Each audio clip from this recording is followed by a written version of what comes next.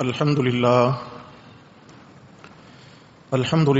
وحده والصلاة والسلام على من لا نبي بعده لا نبي بعده ولا رسول بعده لا رسول بعده ولا معصوم بعده أما بعد فأعوذ بالله من الشيطان الرجيم بسم الله الرحمن الرحيم ورحمتي وسعت كل شيء فسأكتبها للذين يتقون ويؤتون الزكاة والذين هم بآياتنا يؤمنون الآية صدق الله ومن أصدق من الله قيلا اللهم صل على سيدنا ومولانا محمد وعلى آل سيدنا ومولانا محمد وبارك وسلم ثم سلم علیہ۔ گرامی قدر سامعین، حضرات محترم،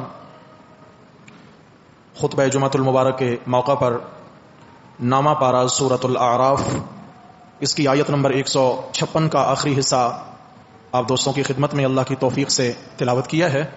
اللہ تبارک و تعالی اس مبارک قرآنی مقام کی ہمیں برکات سے مالا مال فرمائے۔ حضرات محترم، اللہ کی ساری مخلوق اللہ کی رحمت کی طلبگار ہے، اور بطور خاص انسان تو یہ چاہتا ہے کہ ہمیشہ اللہ کی مجھ پہ مہربانیاں ہوں۔ کوئی بندہ بھی اپنے آپ کو اس طرح کی زندگی گزارنا پسند نہیں کرے گا کہ وہ اللہ کے ہاں مردود ہو، اللہ اس سے ناراض ہوں، اس کے معاملات بگڑے ہوئے ہوں۔ ہر بندہ چاہتا ہے اللہ مجھ سے راضی بھی ہوں، اللہ کی مجھ پہ رحمتیں بھی برسیں، میرے حالات بھی سنور جائیں، میری دنیا بھی بن جائے اور آخرت بھی بن جائے۔ طلب تو ہر ایک کی ہے، محنت کسی کسی کی ہے، مگر جب طلب دل میں پیدا ہو جاتی ہے تو اللہ تعالی اس طلب کے پیچھے اس بندے کو توفیق بھی عطا فرما دیتے ہیں۔ اللہ تبارک و تعالی کی رحمت ہی وہ عظیم سرمایہ ہے جس کے ذریعے انسانوں کے بھی کام بنتے ہیں، جنات کے بھی کام بنتے ہیں، حتیٰ کہ کم و بیش 18,000 جاندار مخلوقات ہے، ساری مخلوق کے کام اللہ کی رحمت سے بنتے ہیں۔ حتیٰ کہ آپ صلی اللہ علیہ وسلم نے فرمایا دن قیامت کے اگر کوئی شخص جنت میں جائے گا تو وہ بھی اللہ کی رحمت سے جائے گا، اعمال سے نہیں، اللہ کی رحمت سے۔ پھر اعمال کیوں کرتے ہیں؟ یہ اعمال اللہ کی رحمت کے حاصل کرنے کا سبب ہے۔ ان اعمال کی برکت سے اللہ کی رحمت حاصل ہوتی ہے، اور اللہ کی رحمت کی برکت سے جنت نصیب ہوگی۔ ایک صحابی نے پوچھا یا رسول اللہ، کیا آپ بھی اللہ کی رحمت کے بل بوتے پر جنت میں جائیں گے؟ رسول اللہ صلی اللہ علیہ وسلم آپ علیہ السلام نے فرمایا ہاں، الا ان یتغمدنی اللہ برحمت، اللہ کی رحمت نے جب مجھے اپنی آغوش میں جگہ عطا فرما دی تو اللہ میرے لیے جنت کا دروازہ کھول دیں گے۔ معلوم ہوا میرے بھائیوں، اللہ کی رحمت یہ بڑا قیمتی سرمایہ ہے، بڑا قیمتی سرمایہ۔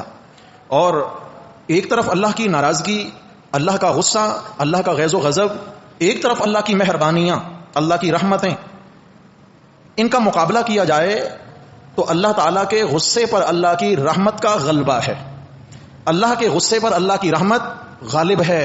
تو وہی مانا کہ اللہ کی رحمت کائنات میں ہر چیز سے زیادہ وسعت رکھتی ہے، اللہ کی مہربانی ہر چیز سے زیادہ وسیع ہے، بے انتہا ہے۔ یہ سورہ اعراف کی آیت نمبر 156 جو ہم نے پڑھی ہے، اس کے آخری حصے میں اللہ تعالیٰ یہی بات ارشاد فرما رہے ہیں، وَرَحْمَتِي وَسِعَتْ كُلَّ شَيْءٍ، میری رحمت ہر چیز پر حاوی ہے، میری رحمت ہر چیز پر غالب ہے، میری رحمت کا غلبہ ہے کائنات میں۔ یہ سارا جہان آباد ہے میرے بھائیوں تو یہ اللہ کی رحمت کا اثر ہے، اللہ کی مہربانی کا اثر ہے، میرے رب کی محبتوں کا اثر ہے۔ اللہ تعالیٰ رحمت کی نگاہ سے دیکھ رہے ہیں اس مخلوق کو، اس کائنات کو۔ اگلے الفاظ میں فرمایا فَسَأَكْتُبُهَا لِلَّذِينَ يَتَّقُونَ، میں یہ رحمت میں نے بہت وسیع بنائی ہے، اتنی وسیع کہ اس کی وسعت کو کوئی بھی ماپ نہیں سکتا۔ پھر یہ رحمت ملے گی کس کو؟ وہ انشاءاللہ ہم آج کے سبق میں پڑھیں گے کہ یہ رحمت کس کے حصے میں آئے گی۔ صحیح بخاری کی ایک حدیث ہے، نبی کریم صلی اللہ علیہ وسلم نے ارشاد فرمایا کہ اللہ تبارک و تعالی نے اپنے عرش پر ایک جملہ لکھوایا، اللہ نے اپنی قدرت سے اپنے عرش پر ایک تحریر لکھوائی اور وہ تحریر کے الفاظ تھے ان رحمتی سبقت غضبی، ان رحمتی سبقت غضبی، کہ میرے غصے اور میری رحمت کا مقابلہ ہوا، میری ناراضگی اور میری مہربانیوں کا مقابلہ ہوا، تو میری ناراضگی پر میری رحمت کا غلبہ ہوا، میری رحمت جیت گئی۔ سبقت غضبی، میرے غصے پر میری رحمت اور مہربانی غالب آ چکی ہے۔ تو میرے بھائیو، اتنی وسعت کے ساتھ جب رحمتیں اللہ نچھاور کر رہے ہیں، وہ کہاں جا رہی ہیں؟ ایک سوال ہے، وہ کہاں جا رہی ہیں؟ آج لوگ پریشان ہیں، مارا ماری ہے، چھینا جھپٹی ہے، قتل و غارت ہے، ناراضگیاں ہیں، دلوں میں دوریاں ہیں۔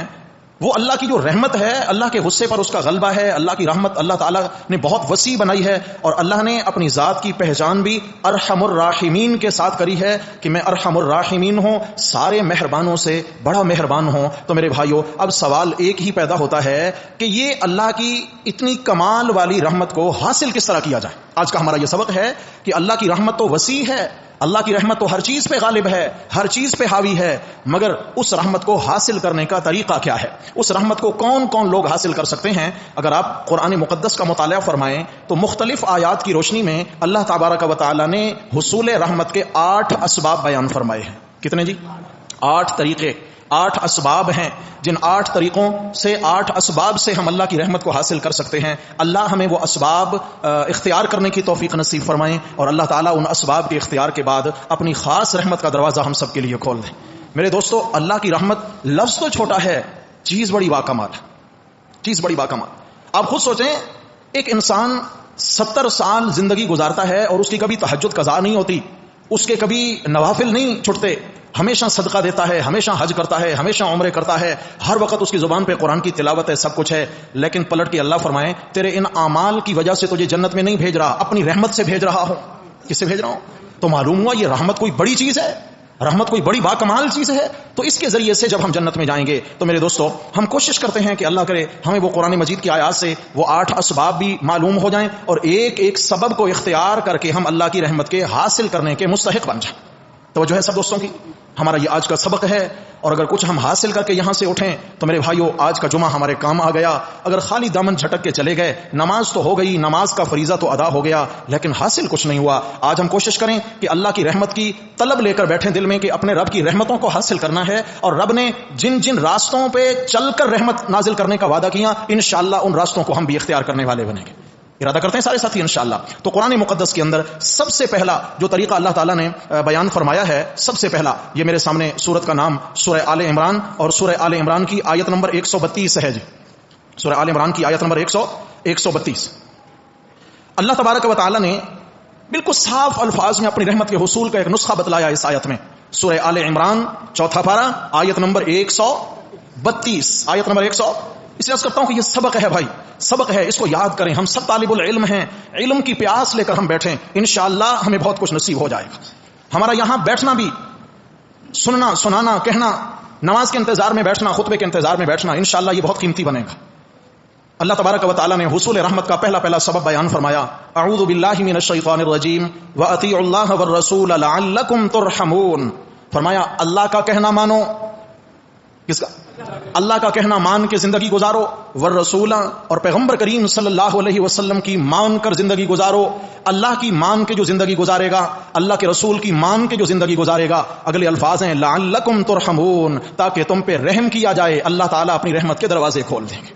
سمجھ آ گئی؟ اللہ کی مان کے چلنا، اللہ کی مان کے، اللہ کے فرائض کو ادا کیا جائے، اللہ نے جن چیزوں کو حلال ٹھہرایا ان کو استعمال کیا جائے، جن کو حرام ٹھہرایا ان کے قریب نہ جایا جائے، اللہ کے جائز کو جائز سمجھیں، خدا کے بتائے ہوئے ناجائز کو ناجائز سمجھیں۔ یہ ہے اطیع اللہ، اللہ کی مان کر چلیں۔ اور سب سے بڑی بات اللہ کی کہ ہمیں کیسے اللہ کی اطاعت نصیب ہوگی، اطیع اللہ، اللہ کے قرآن کی تابعداری کر کے جئیں۔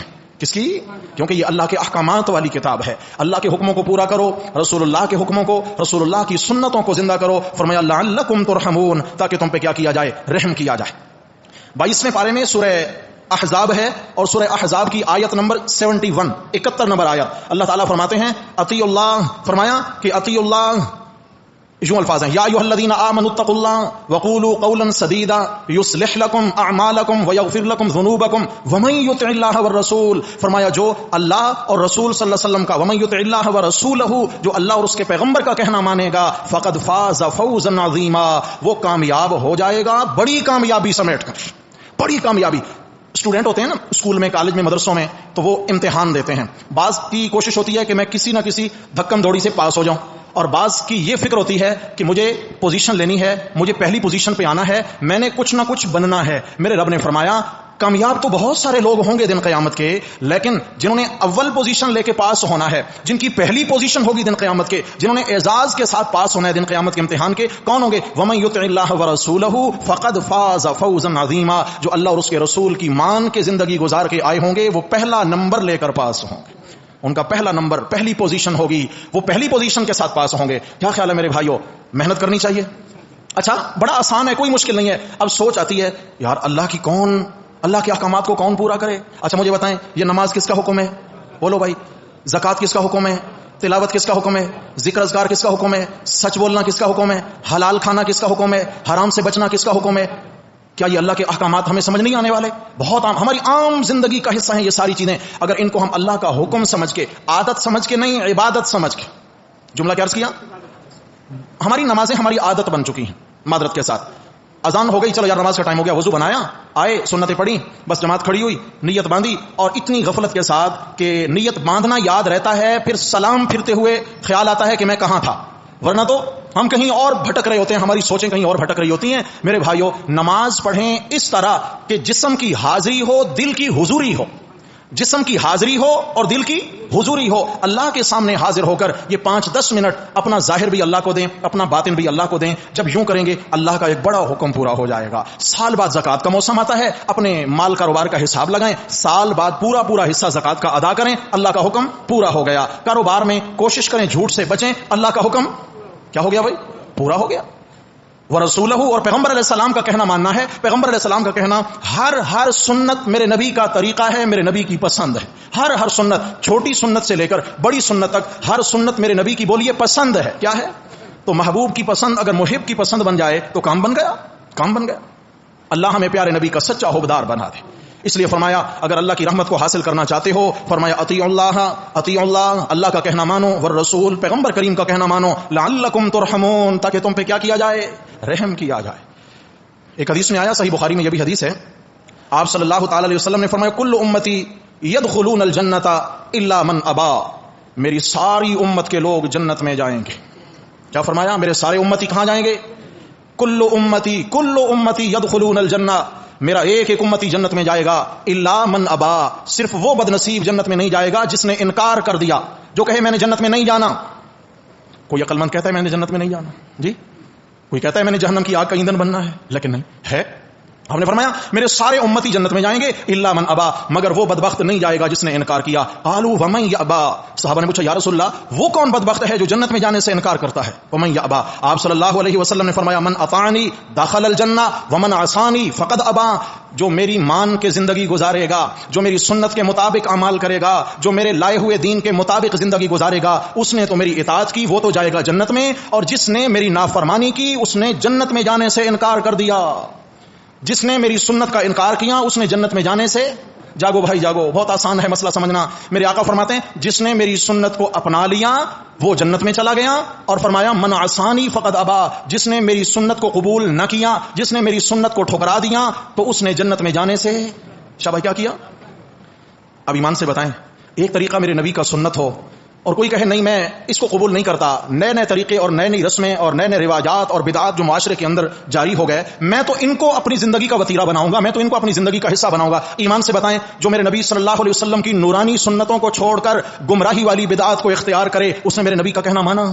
بولتے نہیں ہیں۔ آپ صلی اللہ تعالی علیہ وسلم، کہو صلی اللہ تعالی علیہ وسلم نے فرمایا، جبریل امین آئے، آ کر کہا یا رسول اللہ جس بندے کے سامنے آپ کا نام نامی اسم گرامی محمد صلی اللہ علیہ وسلم ذکر کیا جائے اور وہ آپ پر درود و سلام نہ بھیجے، اس پہ اللہ کی مار پڑے، اللہ کی مار پڑے، وہ اللہ کی پکڑ میں آئے۔ جبریل بد دعا دے رہے ہیں، میرے آقا فرماتے ہیں آمین، میرا رب قبول کرے جیسے تو نے کہا ٹھیک ہے. آپ صلی اللہ علیہ وسلم کا نام نامی اس میں گرامی آئے. ایک شخص آپ علیہ السلام کا نام لیتا ہے, جن جن کے کانوں تک وہ آواز پہنچی ان پر لازم ہو گیا کہ وہ کیا کہیں, صلی اللہ علیہ وسلم. آپ ناراض تو نہیں ہو جائیں گے؟ ایمان سے بتائیں, سیدھی سادی سی بات ہے. آپ علیہ السلام نے فرما دیا جہاں میرا نام نامی اس میں گرامی ذکر کیا جائے تو میرے نام آنے پر تمہارا کیا عمل ہو, تمہارا کیا عمل ہو, صلی اللہ علیہ وسلم. اور اگر اللہ نہ کرے کوئی بیچارہ نہ سمجھی کی وجہ سے کہتا ہے نہیں میں تو جب آقا کا نام آئے گا درود و سلام نہیں پڑھوں گا, میں اپنے انگوٹھے کے ناخن چوم کر آنکھوں پہ لگاتا رہوں گا, اس نے میرے نبی کی اس بات کو مانا. یاد رکھیے بات ایک ہے جذبے محبت, آج تک ہم سنتے آئے کرتے آئے, ایک منٹ کے لیے ان چیزوں کو سائڈ پہ رکھ دیں. میرے بھائیوں, سب سے پہلے اپنے آپ کو میرے نبی کے سنت کے کٹہرے میں کھڑا کریں کہ آج تک میں نے اپنے بدن پر پیارے نبی کی کتنی سنتوں کو نافذ کیا ہے اور کتنی سنتوں سے میرا بدن محروم ہے. آپ صلی اللہ تعالی علیہ وسلم کی سنت ہے کہ جس وقت میت کی تدفین کی جائے, میت کی تدفین کی جائے, ہر موقع کی دعائیں سکھائی ہیں. میت کو رکھنے لگے ہو بسم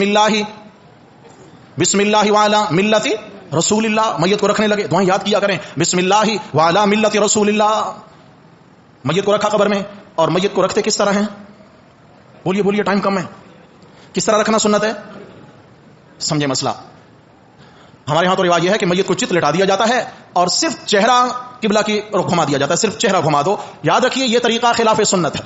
یہ طریقہ کیا ہے؟ سنت طریقہ کیا ہے کہ میت کو سیدھی کروٹ پہ لٹائیں کہ اس کا چہرہ اس کا سینہ مکمل قبلہ رخ ہو جائے, جیسے سونے میں ہوتا ہے اس طرح قبر میں میت کو لٹانا ہے. یہ کیا ہے؟ میرے نبی کی سنت, یہ طریقہ ہے, یہ شریعت کا مسئلہ ہے. اور وہاں ایڈجسٹ کر سکتے ہیں, اس ترتیب سے لٹائیں کہ قبر کی جو پچھلی دیوار ہے اس سے میت کو سہارا دے دیا جائے, بڑے آرام سے میت کو لٹا دیا جاتا ہے. اس کے بعد قبر بند کر دی گئی اور قبر کے سرانے سورہ بقرہ کا پہلا رکوع ہے, قبر کی 35 سورہ بقرہ کا آخری رکوع آمن الرسول سے لے کر ہے. مشکات کے اندر حدیث موجود ہے کہ اس طریقے سے یہ پڑھا جاتا ہے. پھر اس کے بعد دعا ہے, طویل دعائیں کریں اس کے لیے, ثابت ہیں حدیث سے. لیکن ایمان سے بتائیں, قبر پہ میت کو دفن کر کے قبر پہ اذان پڑھنا یہ کون سی حدیث سے ثابت؟ یہ ہم نے کہاں سے لے لیا؟ دین میں اضافہ کیا کہ نہیں کیا؟ سنت پہ تو ہم رکے نہیں, ہم اس سے ایک قدم آگے نکل گئے. آپ تحقیق کریں, ناراض نہ ہو, تحقیق کریں میرے بھائیوں. میرے پیارے نبی صلی اللہ تعالی علیہ وسلم پر درود و سلام پڑھنا یہ وہ عبادت ہے, وہ عبادت ہے, وہ عبادت ہے. کوئی اگر غافل دل سے بھی درود و سلام پڑھے گا اللہ اس پر بھی 10 رحمت نازل فرمائیں گے. میرے نبی صلی اللہ علیہ وسلم پر درود و سلام پڑھنا اتنا عظیم عبادت ہے, تو اس میں اختلاف کی کون سی بات؟ واپس آئیے, اللہ کی رحمت ساری چیزوں پر حاوی ہے, مگر اللہ کی رحمت کو حاصل کرنے کے طریقے کتنے ہیں؟ شاباش بولیے, 8. سب سے پہلا طریقہ اللہ تعالیٰ فرماتے ہیں وَأَطِيعُوا اللَّهَ وَالرَّسُولَ لَعَلَّكُمْ تُرْحَمُونَ. اللہ اور اس کے رسول کی مان کر زندگی گزارو, مان کر چلو, من مانیاں نہ کرو. کیا نہ کرو؟ من مانی نہ کرو. رسول اللہ کی مانو اور آپ صلی اللہ علیہ وسلم کے رب کی مانو, مان کے چلو گے لعلکم ترحمون, اللہ تعالیٰ رحمتوں کے دروازے کھول دیں گے, کام بن جائے گا. نمبر 2, یہ تو میں نے عرض کیا صحیح بخاری کی حدیث کہ آپ علیہ السلام نے فرمایا کل امتی یدخلون الجنت الا من ابا, میرے سارے امتی جنت میں جائیں گے ماں سوائے اس شخص کے جس نے جنت میں جانے سے کیا کیا؟ انکار کیا. صحابہ نے پوچھا قالوا ہم یا رسول اللہ کون انکاری ہے جنت میں جانے سے؟ فرمایا من اطاعنی دخل الجنہ ومن عصانی فقد ابا, جس نے میرا کہنا مان کے زندگی گزاری, جس نے میری سنتوں کے مطابق زندگی گزاری وہ جنت میں جائے گا, اور جس نے میری نافرمانی کی, اپنی منمانی کی, اس نے جنت میں جانے سے کیا کیا؟ انکار کیا. اللہ تعالی ہمیں انکار سے محفوظ فرما. نمبر 2 قرآن کا مطالعہ فرمائیں, اللہ کی رحمتیں کیسے حاصل ہو سکتی ہیں. دوسرا حکم قرآن مجید دے رہا ہے, فرمایا قرآن کی اتباع کرنے والے پر اللہ کی رحمت نچھاور ہوتی ہے. کس کی اتباع کرنے والا؟ قرآن کی اتباع کرنے والا. یہ میرے سامنے قرآن مقدس کی آیات ہیں, اور یہاں پر اللہ تبارک و تعالی نے عجیب بات بیان فرمائی سورۃ الانعام کی آیت نمبر 155 کے اندر. سورۃ الانعام اللہ تعالیٰ فرماتے ہیں وَهَذَا كِتَابٌ أَنزَلْنَاهُ مُبَارَكٌ, فرمایا یہ کتاب ہے, یہ برکت والی کتاب ہے, ہم نے اس کو نازل فرمایا. ہاذا کتاب انزلنا, اس کتاب کو ہم نے نازل فرمایا, اور جس کتاب کی صفت ہے مبارکن, یہ کتاب برکتوں والی ہے. کون سی کتاب ہے؟ شاہ سارے بولیں کون سی کتاب ہے؟ اس میں کسی کو اختلاف نہیں, اس کو سارے مانتے ہیں قرآن برکت والی کتاب ہے. سارے بولیں ذرا ایک بار نا, قرآن برکت والی کتاب ہے, اس میں کسی کو اختلاف نہیں ہے. ہم برکت اپنے اپنے طریقے سے, کیا ہے جی, سر درد ہے قرآن پڑھ کے دم کر دو برکت آ جائے گی. اچھا جی ذرا دکان میں سورہ یاسین پڑھ کے دم کر دیں, پانی چھڑک دیں, کیا آ جائے گی؟ برکت آئے گی. اچھا برکتیں ہی برکتیں, عجیب طریقے. لیکن یاد رکھنا اللہ نے اس کتاب کے آغاز میں فرمایا الف لام میم ذالک الکتاب لا ریب فیہ, پڑھیے ہدن, یہ کتاب ہر شک و شبے سے پاک ہے, ہر شک و شبے سے پاک ہے, مگر اس کتاب کے بھیجنے کا سب سے بڑا مقصد ہدن, یہ کتاب ہدایت ہے. جو بندہ قرآن سے ہدایت حاصل نہیں کرے گا, ایمان سے بتائیں اس کے حق میں قرآن برکت ہے؟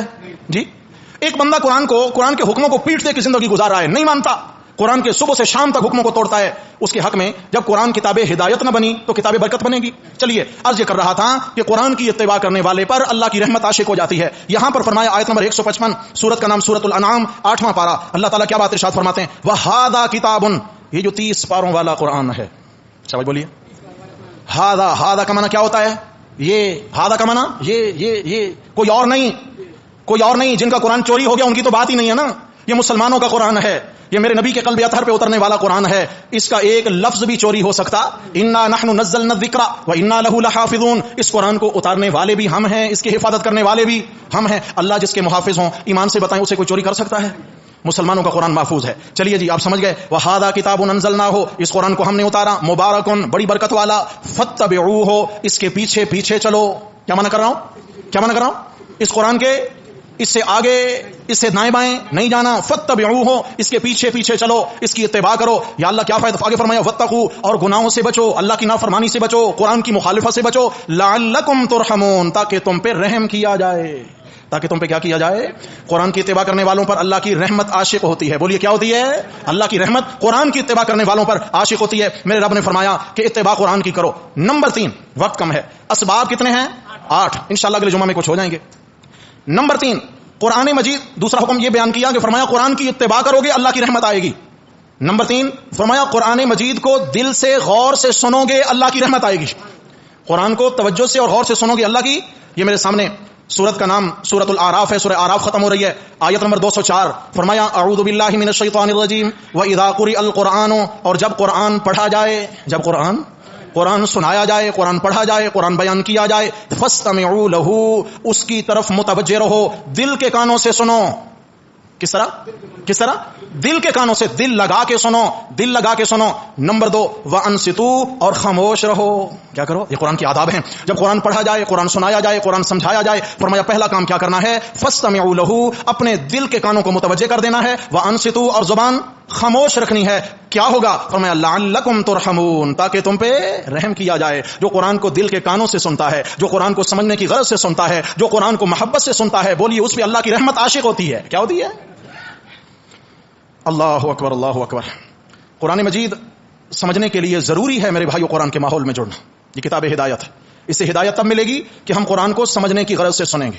صرف کانوں سے سن رہے ہیں، ریکارڈنگ لگا دی، سورہ بقرہ چل رہی ہے جی، گھر میں آواز آ رہی ہے، ٹھیک ہے، اس سے برکت آئے گی. میرے بھائیو قرآن مجید جب تک اس سے ہم ہدایت حاصل نہیں کریں گے تب تک یہ ہمارے حق میں کتاب برکت نہیں ہوگی. سب سے پہلے ہدایت. اللہ تعالیٰ نے اسی انداز میں دوسرے مقام پہ ایک عجیب بات بیان فرمائی ہے. یہ میرے سامنے 24واں پارہ اور سورت کا نام سورہ حامیم السجدہ. سورہ حامیم السجدہ کے اندر اللہ تعالیٰ عجیب بات ارشاد فرماتے ہیں. آیت نمبر 26 میں فرمایا وقال الذین کفروا. آپ بھی اب دل کے کان متوجہ رکھنا اس آیت پہ، اور ذرا ہم سوچیں کہ ہمارا طرز زندگی کیا ہے، ہمارا وتیرہ کیا ہے. فرمایا وقال الذین کفروا، اور کافر کہتے ہیں لا تسمعوا لهذا القرآن، یہ قرآن نہ سنا کرو. قرآن کی آیت کا ترجمہ کر رہا ہوں. کون کہتے ہیں؟ وقال الذین کفروا، کافر کہتے ہیں لا تسمعوا لهذا القرآن، یہ قرآن، بولو بھائی، یہ قرآن نہ سنا کرو. کیوں نہ سنیں؟ قرآن نہ سنا کرو. اور اگر کوئی سنانا چاہے، سمجھانا چاہے، قرآن کیسے سمجھ آئے گا؟ درس قرآن سے. بولتے نہیں جی. الماری میں بند کر کے قرآن رکھا ہوا ہے، سمجھ میں آ گیا کہ میں صرف تلاوت کرنے لگا ہوں، مجھے قرآن کا ترجمہ نہیں آتا، قرآن میری سمجھ میں آ گیا. اور بھائی قرآن سمجھانے والوں سے سمجھنا ہوگا، قرآن سمجھنے کے ماحول میں جڑنا ہوگا، درس قرآن کی محفلوں میں جڑنا ہوگا. ایسے نہیں کہہ رہے میرے دوستو، جتنا اس قرآن کے لیے میری ذمہ داری ہے اتنا آپ سب مسلمانوں کی ذمہ داری ہے. اللہ نے ہم سب کی ہدایت کی کتاب بنایا اس کو. فرمایا وقال الذین کفروا، کافر کہتے ہیں لا تسمعوا لهذا القرآن، اس قرآن کو نہ سنا کرو. اور اگر کوئی سنانا چاہے والغوا فیہ، اس کے سنانے میں شور مچایا کرو. والغوا فیہ، اس کے سنانے والا جب سنائے تو شور مچایا کرو. مقصد کیا ہے شور مچانے کا؟ لعلکم تغلبون، تاکہ تم غالب رہو. تاکہ تم کیا رہو؟ کافر قرآن کی آواز دبانا چاہتا ہے، کافر قرآن کی آواز کو ٹھنڈا رکھنا چاہتا ہے، کافر قرآن کی ترغیب کو عام نہیں ہونے دینا چاہتا ہے. مگر میرا رب کیا چاہتا ہے؟ فرمایا قرآن کو توجہ سے سنا کرو، لعلکم ترحمون، تاکہ تم پہ رحم کیا جائے. اور وہاں فرمایا قرآن پڑھا جائے انصتو، چپ رہو. اور کافر کہتے ہیں والغوا فیہ، شور مچاؤ. کس کی مانیں گے؟ کس کی ماننی ہے بھائی؟ اللہ کی ماننی ہے، کیونکہ ہمیں تو رحمت کی تلاش ہے. ہم چاہتے ہیں کہ اللہ تعالیٰ رحمان و رحیم ہے، اللہ ہم سب پہ رحمت فرمائیں. تو میرے بھائیو، اللہ کی رحمت کے حصول کا پہلا طریقہ اطیع اللہ و اطیع الرسول، اللہ اور اس کے رسول کی ماننا ہوگی. من مانی سے کام نہیں چلے گا، اللہ اور اس کے رسول کی مان کے چلنا ہوگا، اللہ کی رحمت نچھاور ہوگی. نمبر 2، قرآن کی اتباع کریں گے، قرآن کے احکامات کو تسلیم کریں گے، اللہ کی رحمت نچھاور ہوگی. نمبر 3، جب قرآن بیان کیا جائے تو پوری توجہ، محبت اور لگن سے ہدایت کا محتاج بن کے سننا ہوگا، اللہ کی رحمت نچھاور ہوگی. 3 اسباب بیان ہو گئے، 5 اسباب انشاءاللہ زندگی رہی تو آئندہ جمعہ. اقول قولی ھذا استغفر اللہ واتوب الیہ.